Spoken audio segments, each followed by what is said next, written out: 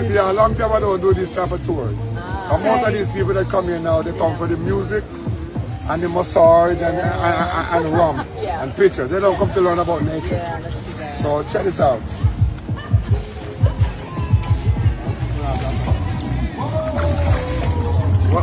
What you see about it? One dry, one wet. See that? And it goes underneath same way. See it's dry. One is older, one is younger. Look at the water that comes from this. Clear and pretty, don't it? Alright, when we go to the spring to drink water, we don't use this one. Because we think it's not clear enough.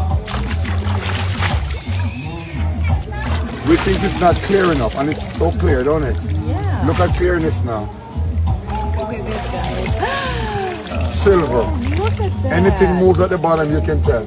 Oh my God. Wow. And as a kid, we use it as a little ball. Oh my God. As a toy. Look at this, like a mercury. Diamond chips. It's like diamond. Yes, sir. You roll it around. Oh my God. Yeah. They turn into a ball, then loose back out. Look at this. Look at that. Turn it into a ball, then loose it back out. You're freaking genius.